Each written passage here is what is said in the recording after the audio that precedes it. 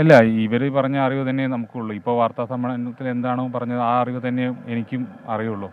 കാരണം ഇതെല്ലാം അണ്ടർ മിലിറ്ററിയിൽ നടക്കുന്ന ഒരു ഇൻഫർമേഷനൊന്നും നമ്മളോട് പറഞ്ഞിട്ടുണ്ടായിരുന്നില്ല. അവർ എന്താണ് നടക്കുന്നതെല്ലാം ഇപ്പോൾ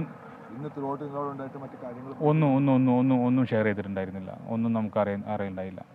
അപ്പോൾ ഇന്ന് ഉറപ്പായും കിട്ടുമെന്നാണ് നമ്മുടെ പ്രതീക്ഷ. അപ്പോൾ ഇന്ന് ഇതിങ്ങനെ ആവുന്നതിൽ എന്താണ് തോന്നുന്നത്? ഉണ്ട്, സങ്കടമുണ്ട്. പക്ഷേ സാഹചര്യം നമ്മൾ മനസ്സിലാക്കുന്നു. അടിയൊഴുക്ക് കൂടുതൽ തന്നെയാണെന്നാണ് ഇപ്പോഴും ഇന്ന് കൂടിയെന്നാണ് പറയുന്നത്. അതുകൊണ്ട് സാഹചര്യം നമ്മൾ മനസ്സിലാക്കേണ്ടതുണ്ടല്ലോ. നാളെയും ഈ കാലാവസ്ഥയിൽ ഡൈവിംഗ് നടക്കുമോ എന്നാലും ഉറപ്പില്ല അല്ലേ? ഉറപ്പില്ല, ഒരുറപ്പില്ല. മാത്രമല്ല ഈ ക്യാബിൻ കുറച്ചുകൂടി താഴേക്ക് പോയിട്ടുണ്ട് എന്ന് പറയുന്നു. നമ്മുടെ അർജുൻ ഉണ്ടാവുകയാണെങ്കിൽ ആ ക്യാബിനിലാണ് ഉണ്ടാവേണ്ടത്. അപ്പോൾ അതും ആ സ്പോട്ട് കൂടി കണ്ടെത്തേണ്ടതുണ്ട്. അതെ, തീർച്ചയായിട്ടും. ഇവർ പറഞ്ഞ പ്രകാരം ക്യാബിൻ കറക്റ്റ് ഐഡൻറ്റിഫൈ ചെയ്തിട്ട് ആ ഭാഗത്ത് ഡൈവിങ് ചെയ്യണമെന്നാണ് പറഞ്ഞിരിക്കുന്നത്. അതിപ്പോഴും കറക്റ്റ് എക്സാക്റ്റ് ഐഡൻറ്റിഫൈ ചെയ്തിട്ടില്ല ഇതുവരെ. അപ്പം അതായിരിക്കും അതിൻ്റെ ലോജിക്ക് എന്ന് തന്നെയാണ് ഞാനും കരുതുന്നത്. തീർച്ചയായിട്ടും 100% അങ്ങനെയായിരുന്നല്ലോ ഇന്നലത്തെ ഒരു ഉറപ്പ് നമുക്ക് കിട്ടിയിരുന്നത്. ഉറപ്പ് ഏത് തലത്തിലാണെങ്കിലും ആ ഒരു പ്രതീക്ഷയായി ശുഭാപ്തി വിശ്വാസം ഉണ്ടായിരുന്നു. ഇന്ന് അർജുനെയും കൊണ്ട് നാട്ടിൽ പോകാമെന്നുള്ളൊരു വിശ്വാസം ഉണ്ടായിരുന്നു. എല്ലാ കാരണവും കുറേ കാരണങ്ങളുണ്ട്. കാലാവസ്ഥ ഒരു കാരണമാണ്. ഈ ഇതുവരെയുള്ള പരിശോധനയിൽ മനുഷ്യ സാന്നിധ്യം കണ്ടെത്താനായില്ല എന്നിങ്ങനെ പറയുന്നുണ്ട്. അതിനോട് എങ്ങനെയാണ് ഒരു പ്രതികരണം? അതിൽ ഈ ക്യാബിൻ അറിയില്ല അതിനെക്കുറിച്ച്. അർജുൻ ക്യാബിനുള്ളിൽ തന്നെ ഉണ്ടെന്നാണ് ഞങ്ങൾ പ്രതീക്ഷിക്കുന്നത്. പ്രതീക്ഷ എന്ന് മാത്രമേ ഉള്ളൂ. കാരണം ഞങ്ങളെല്ലാം ഉദ്ദേശിച്ച പ്രതീക്ഷയ്ക്കൊത്തൊന്നല്ല കാര്യങ്ങളെല്ലാം നടന്നത്. പ്രതീക്ഷിക്കുന്നു, അങ്ങനെ പറയാൻ പറ്റുള്ളൂ. അല്ലല്ല, ഈ പ്രവർത്തികളെല്ലാം തൃപ്തനാണ്. ഞങ്ങൾ ഫാമിലി ഞാനും ഫാമിലി എല്ലാവരും ഇപ്പോൾ നടക്കുന്ന പ്രവർത്തനങ്ങളെല്ലാം തൃപ്തനാണ്. ആദ്യം നമുക്ക് വളരെ പ്രയാസം ഉണ്ടായിരുന്നെങ്കിലും കൂടിയിട്ടും പിന്നീട് അത് അവരുടെ ഭാഗത്തു നിന്ന് നല്ല സഹകരണം. ഇപ്പം പൂർണ്ണ തൃപ്തം തന്നെയാണ്. അതിലേക്കൊന്നും നമ്മളിനി കടക്കേണ്ടെന്നാണ് എനിക്ക് തോന്നുന്നത്. കാർവാർ MLA ഇന്ന് പറയുന്നുണ്ട് ആദ്യത്തെ 6 ദിവസം നിങ്ങൾ പറഞ്ഞുകൊണ്ടാണ് ഞങ്ങൾ കരയിൽ നോക്കിയതെന്ന് പറയുന്നു. ആ സമയത്ത് പക്ഷേ പുഴയിൽ നടത്തിയിരുന്നെങ്കിൽ 6 ദിവസം ക്യാബിനുള്ളിൽ ജീവിക്കാനുള്ള സാഹചര്യമുണ്ട് എന്ന് ബെൻസ് കമ്പനി പറയുന്നുണ്ടെന്ന് പറയുന്നു. ചെറിയ കുറ്റപ്പെടുത്തൽ ടോണതിലുണ്ട്. ഇല്ല, ഞങ്ങളോട് ആരും പറഞ്ഞു. കാരണം ആദ്യത്തെ 2 ദിവസം ഞങ്ങളിവിടെ ആരും ഈ ഉയർന്ന തരത്തിലുള്ള ഒരു ഉദ്യോഗസ്ഥനെയോ ആരെയും ഞങ്ങൾക്ക് മീറ്റ് ചെയ്യാൻ തന്നെ പറ്റിയിട്ടുണ്ടായിരുന്നില്ല. ആദ്യത്തെ 4ാമത്തെ ദിവസമാണ് നമ്മൾ ഈ MLA കാണുന്നത് തന്നെ, സാറിനെ കാണുന്നത് തന്നെ. അതിനുശേഷം നമ്മുടെ ആശങ്ക പങ്കുവെച്ചിട്ടുണ്ട്. പക്ഷേ അത് ആധികാരിക ഉറപ്പുവരുത്തത്തിന് ഇവിടുത്തെ ഉദ്യോഗസ്ഥരും മറ്റു ആൾക്കാരുമായിരുന്നു. അവർക്ക് അപ്പം തന്നെ എന്നോട് ഇതുവരെ ആധികാരികതയുള്ള ഒരാളും ഇതുവരെ പറഞ്ഞിട്ടില്ല. എങ്കിൽ കൂടിയും ഈ കരയിൽ നടത്താനുള്ള പരിശോധന എൻറ്റയർലി മലയാളികളുടെ അല്ലെങ്കിൽ ഇവിടെ മലയാളി രക്ഷാദൗത്യ സംഘങ്ങളുടെയും മനാഫിൻ്റെ ഒക്കെ തീരുമാനം മാത്രമാണ് എന്നാണ് പറയാതെ പറയുന്നത് കാർവാർ MLA. അത് ചിലപ്പോൾ ആയിരിക്കാം, എനിക്കറിയില്ല. പക്ഷേ അവർക്ക് ഇങ്ങനെ ഒരു പുഴയിലൊരു ഡൗട്ട് ഉണ്ടായിരുന്നെങ്കിൽ പുഴയിലും പാരലായിട്ട് അവർക്ക് ചെക്കിങ് ചെയ്തിട്ടില്ല.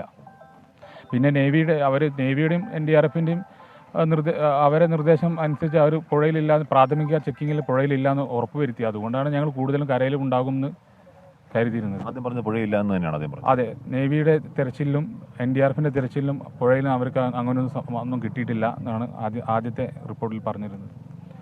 അപ്പോഴാണ് ഞങ്ങൾ കൂടുതൽ കരയിൽ തന്നെയാണ് എന്നുള്ള സംശയം വെച്ചത്.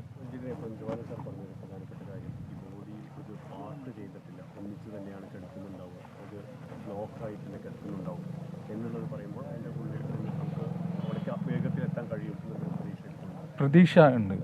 ഇനിയിപ്പം നമ്മൾ അവരെ മാനിക്കുന്നു, അവരുടെ അഭിപ്രായങ്ങളെ മാനിക്കുന്നു. അപ്പോൾ ജിതിൻ സഹോദരി ഭർത്താവ് സംസാരിക്കുകയായിരുന്നു. അർജുൻ്റെ സഹോദരി ഭർത്താവ് ജിതിൻ സംസാരിക്കുകയായിരുന്നു. അതായത് ഈ ട്രക്കിന്റെ സാന്നിധ്യം കണ്ടെത്തിയത് സ്പോട്ട് 3 എന്നാണ് റിട്ടയർഡ് മേജർ ജനറൽ വിശദീകരിച്ചത്. ആ സ്പോട്ട് 3-ൽ കേന്ദ്രീകരിച്ച് കൂടുതൽ തെരച്ചിൽ നടത്തണമെന്നാണ് അദ്ദേഹം പറയുന്നത്. 1 2 ക്യാബിൻ വേർപെടുമോ ഇല്ലയോ എന്ന ചോദ്യത്തിന് ഭാരത് ബെൻസ് തന്നെ നൽകുന്ന വിവരം അവർക്ക് പോലും അത്തരം ഒരു സാഹചര്യത്തെ പറ്റി കൃത്യമായി വിലയിരുത്താൻ കഴിയില്ല എന്നുള്ളത് മറ്റൊരു പ്രധാനപ്പെട്ട പ്രശ്നം. അതിനപ്പുറത്തേക്ക് അർജുൻ ഈ വാഹനത്തിനകത്തായിരുന്നോ പുറത്തായിരുന്നോ എന്നതിൽ കാർവാർ MLAക്ക് ബലമായ സംശയം അദ്ദേഹം പുറത്തായിരിക്കാൻ സാധ്യതയുണ്ട് എന്നാണ് പറയുന്നത്. അപ്പോൾ ഈ 3 പ്രധാനപ്പെട്ട സംഗതികളിൽ ഇനിയും വ്യക്തത വരുത്തേണ്ടതുണ്ടെന്ന് തോന്നുന്നു, അല്ലേ? ഉറപ്പായും വിജയകുമാർ, ഈ പ്രധാനപ്പെട്ട സംഗതികൾ ഇനിയും വ്യക്തത വരേണ്ടതുണ്ട്. അതിൽ ഏറ്റവും പ്രധാനപ്പെട്ട കാര്യം ഈ ട്രക്കിന്റെ ക്യാബിൻ കണ്ടെത്തുക എന്നുള്ളതാണ്. അത് 5 മീറ്റർ താഴ്ചയിലാണ് എന്ന് പറയുകയാണ്. ഈ ട്രക്ക് കുറച്ചേക്ക് ദൂരത്തേക്ക് ഒഴുകിപ്പോയി എന്ന് പറയുകയാണ് ഇന്ദ്രപാലൻ. അത് കൃത്യമായ ശാസ്ത്രീയ പരിശോധന അടിസ്ഥാനത്തിൽ കൂടി പറയുകയാണ്. എന്ന് പറഞ്ഞാൽ അവരുടെ അസംഷൻ ഈ ലോറിയിൽ തടിക്കെട്ടുണ്ടായിരുന്നു, അത് പൊട്ടി അത് കുറച്ച് കഴിഞ്ഞാവണം പൊട്ടിയത്. പൊട്ടുന്നതിന് മുൻപ് വരെ ഈ ലോറി ഫ്ലോട്ട് ചെയ്ത് 5 മീറ്റർ ആഴത്തിലേക്ക് ഒരു 50 മീറ്റർ അകലേക്ക് ഒഴുകി മാറിയിട്ടുണ്ട് എന്ന് പറയുകയാണ്. ഇപ്പോൾ ഇനിയിപ്പോൾ അവിടെയാണ് ഈ സ്പോട്ട് 3, സ്പോട്ട് 4 എന്ന് പറയുന്ന മേഖലകൾ. അവിടെയാണ് പരിശോധന നടത്തേണ്ടത്. ഇന്ന് രാത്രിയും പരിശോധന നടത്താൻ പോകുന്നു. അത് പ്രധാനമായും മനുഷ്യ ശരീരത്തിന്റെ സാന്നിധ്യം തേടി മാത്രമാണ് ഇന്ന് രാത്രിയിലത്തെ പരിശോധന. അത് എന്തുകൊണ്ടെന്നാൽ ഈ ഗംഗാവലി പുഴയിലെ താപനില രാത്രിയാകുമ്പോഴേക്കും അതൊരു തണുത്ത കാലാവസ്ഥയിലേക്ക് പോവുകയാണെങ്കിൽ, ഒരു തണുത്ത അവസ്ഥയിലേക്ക് പോവുകയാണെങ്കിൽ ജീവനുള്ള മനുഷ്യ ശരീരത്തിന്റെ ചൂട് ഈ തെർമൽ സ്കാനറിൽ അറിയാൻ കഴിയും. അങ്ങനെയുള്ള പരിശോധനയിലേക്ക് അവിടെ കാര്യങ്ങൾ പോവുകയാണ്. ശ്രീകാന്ത് കൂടി ചേർന്നു. ശ്രീകാന്ത്, അപ്പോൾ ഇന്നത്തെ പരിശോധനയുടെ കൃത്യമായ വിവരങ്ങൾ ദൗത്യസംഘം പറയുകയാണ്. അതോടൊപ്പം കാർവാർ MLA ചെറിയൊരു കുറ്റപ്പെടുത്തൽ ഫോർമാറ്റിൽ തന്നെയാണ് പറഞ്ഞത്. ഈ കരയിലെ പരിശോധന നിങ്ങൾ പറഞ്ഞതാണ്, നിങ്ങളുടെ മാത്രം താല്പര്യപ്രകാരമാണ്, അല്ലെങ്കിൽ 6 ദിവസം ഈ ക്യാബിനിൽ ജീവനോടെ ഇരിക്കാമെന്ന് ഈ ബെൻസ് കമ്പനി പറയുന്നുണ്ടായിരുന്നു. അതൊരു കുറ്റപ്പെടുത്തൽ എപ്പിസോഡിന്റെ തുടക്കം കൂടിയാണ് എനിക്ക് വ്യക്തമായി തോന്നി. ശ്രീകാന്ത്, തീർച്ചയായും അദ്ദേഹം പറഞ്ഞൊരു വാക്കുണ്ട്, ഞാൻ എൻ്റെ തെരഞ്ഞെടുപ്പ് പ്രചാരണത്തിന് പോലും ഇത്രയധികം സമയം ചെലവഴിച്ചിട്ടില്ല, അത് നിങ്ങളുടെ ഭാഗത്തു നിന്നും വന്ന ഇവിടെ ഒന്നും നടക്കുന്നില്ല എന്ന കുറ്റപ്പെടുത്തലിനെ തുടർന്നാണ് ഞാൻ ഇത്തരത്തിൽ ഇടപെടേണ്ടി വന്നതെന്ന് പറയുന്നത്. അതിൽ നിന്ന് മനസ്സിലാക്കേണ്ടത് അതൊരു കുറ്റപ്പെടുത്തൽ, ബ്ലെയിം ഗെയിം എന്നുള്ളത് തന്നെയാണ്. ഇനി മേജർ ജനറൽ ഇന്ദ്രപാലന്റെ അദ്ദേഹത്തിന്റെ വാക്കുകളിലേക്ക് വരികയാണെങ്കിൽ, നദിയിൽ നിന്നും 500 മീറ്റർ ദൂരേക്ക് ഈ ഇതിലുണ്ടായിരുന്ന തടി കണ്ടെത്തി എന്നുള്ളതാണ് ഇപ്പോൾ അദ്ദേഹം പറയുന്നത്. മാത്രമല്ല, ഈ തടിയും ട്രക്കും തമ്മിൽ വേർപെട്ടിട്ടുണ്ട് എന്ന് അദ്ദേഹം ചൂണ്ടിക്കാണിക്കുകയും ചെയ്യുന്നു. ദുരന്ത സ്ഥലത്ത് നിന്ന് അല്പം താഴെയായി ട്രക്കിന്റെ ക്യാബിൻ ഉണ്ട് എന്നൊരു അസസ്മെന്റ് അവർ നടത്തിയിട്ടുണ്ട്. അത് അവരുടെ ഒരു അനുമാനമാണ്. പക്ഷേ അത് കണ്ടെത്തണമെങ്കിൽ ഇനിയും അവർക്ക് പരിശോധനകൾ നടത്തേണ്ടതുണ്ട്. രാത്രിയിലായിരിക്കും ആ പരിശോധന തുടരാൻ പോകുന്നത്. തടി വേർപെട്ടതോടെ ട്രക്ക് അല്പം ഒഴുകി നീങ്ങിയതായി കരുതുന്നു എന്ന് അദ്ദേഹം പറയുന്നു. റോഡിൽ നിന്നും ഏതാണ്ട് 50 മീറ്റർ അകലെയാണ് ഈ ട്രക്ക് ഉള്ളത് എന്ന് അദ്ദേഹം ചൂണ്ടിക്കാണിക്കുകയും ചെയ്തു. 5 മീറ്റർ ആഴവും പറയുന്നുണ്ട്. 5 മീറ്റർ ആഴത്തിലേക്ക് മുങ്ങിപ്പോയി എന്ന് പറയുന്നു. അതെ, 5 മീറ്റർ ആഴത്തിൽ ഇത് മണ്ണിൽ ഉറച്ച നിലയിലാണ് എന്നുള്ളതാണ് അവരുടെ ഒരു അനുമാനം. അവർ നടത്തിയ പരിശോധനയുടെ ഫലം എന്ന രീതിയിലാണ് അദ്ദേഹം പറയുന്നത്. മനുഷ്യ ശരീരത്തിന്റെ സാന്നിധ്യം കണ്ടെത്താൻ നേരത്തെ ഹാഷ്മി പറഞ്ഞതുപോലെ രാത്രിയിലും ഈ തെർമൽ സ്കാനിംഗ് ഉൾപ്പെടെയുള്ള പരിശോധനകൾ തുടരും എന്ന് അദ്ദേഹം ചൂണ്ടിക്കാണിക്കുന്നു. മറ്റൊന്ന്, ഈ നിലവിൽ നദിയിലുള്ളത് 6 മുതൽ 8 നോട്ട്സ് അടിയൊഴുക്കാണ് എന്ന് അദ്ദേഹം പറയുന്നു. പക്ഷേ മഴ കൂടിയാൽ ഇത് വീണ്ടും ഉയരാനുള്ള സാധ്യതയുണ്ട് എന്നുള്ളതാണ് അദ്ദേഹം ചൂണ്ടിക്കാണിക്കുന്നത്. ഈ 2 മുതൽ 3 നോട്ട്സ് വരെ ആണെങ്കിൽ മാത്രമേ നാവികസേന ഇറങ്ങാൻ കഴിയുകയുള്ളൂ. ഇപ്പോഴും നാവികസേന ഡൈവർമാർക്ക് ഇറങ്ങാൻ കഴിയുന്ന ഒരു സാഹചര്യം. ഇപ്പോൾ അതിനുശേഷം AK അഷ്റഫ് MLA നാളെ ഇറങ്ങിയേക്കാമെന്നൊരു ശുഭാപ്തി വിശ്വാസം പ്രകടിപ്പിച്ചാലും ഈ കുത്തൊഴുക്ക് ആ മട്ടിൽ തുടരുന്നു എന്ന് തന്നെയാണ് സ്ഥിരീകരിക്കപ്പെടുന്നത്, അല്ലേ?